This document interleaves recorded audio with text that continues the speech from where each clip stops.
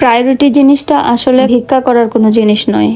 যে আপনাকে মূল্যায়ন করবে সে আপনাকে মাথায় তুলে রাখবে। প্রায়োরিটি চেয়ে নেওয়ার জিনিস না। যে প্রায়োরিটি দেওয়ার সে গোটা দুনিয়া আপনার সামনে হাজির করবে যদি সে চায়।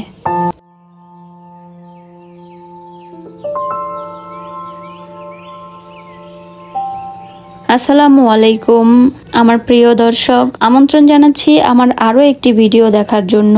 আমি নিকাবিয়ান ব্লগার জান্নাত। পর্দার আড়ালে থেকেও জীবন কতটা রঙিন সেটাই দেখানোর চেষ্টা করি। আশা করছি আল্লাহর অশেষ রহমতে আপনারা সবাই ভালো আছেন। দেশ ও দেশের বাহিরে যে যেখান থেকেই আমার ভিডিও দেখছেন, ভিডিওর কোনো অংশ যদি একটুও ভালো লাগে তাহলে একটা লাইক দিবেন প্লিজ। কারণ আপনার এক ক্লিকেই আমার অনেকটা উৎসাহ।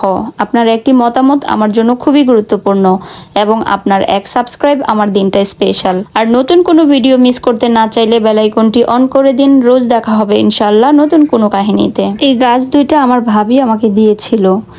একটা ছোট গাছ থেকে আমি অনেকগুলো গাছ বানিয়েছি।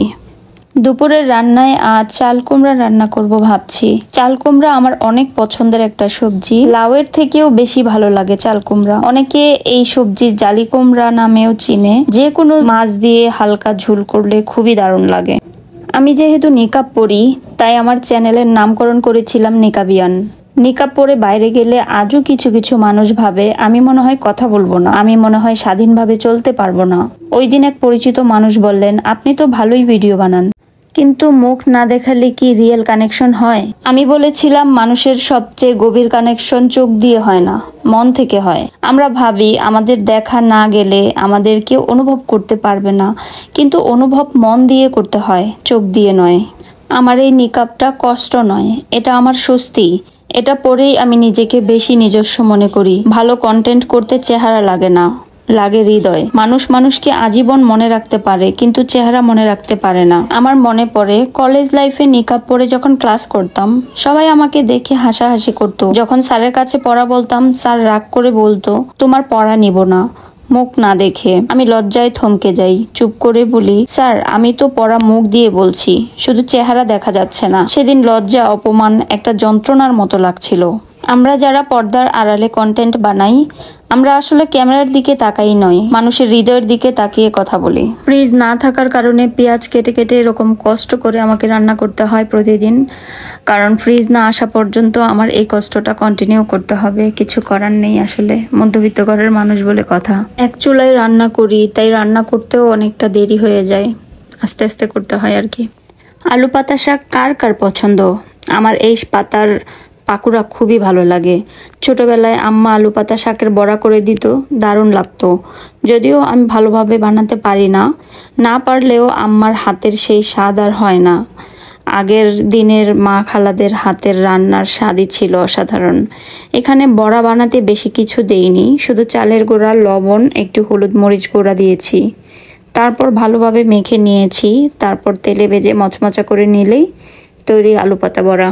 প্রায়োরিটি কোনো ভিক্ষা করার জিনিস নয়।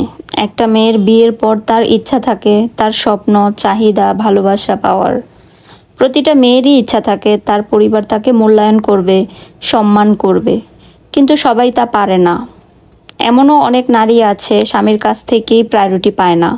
কিন্তু একটা মেয়ের বিয়ের পর স্বামী নাকি সবচেয়ে আপন হয়। দিনের পর দিন কেটে যায়, হয়তো স্বামী আজ গুরুত্ব দিবে, হয়তো কাল খেয়াল করবে, কিন্তু দিন শেষে সেই নারী শুধু স্বামীর জীবনের চলার সাথী হতে পারে, কিন্তু জীবনের সঙ্গী হতে পারে না। একটা সময় ভাবতাম হয়তো আমিই কম কিছু, হয়তো আমিই যোগ্য নই প্রাধান্য পাওয়ার। কিন্তু আজ নিজেকে জিজ্ঞেস করি, আমি কি মানুষ নই? আমার কি অনুভূতি নেই? ভালোবাসা, সম্মান, গুরুত্ব এগুলো কি কেবল আমার স্বপ্ন হয়ে থাকবে?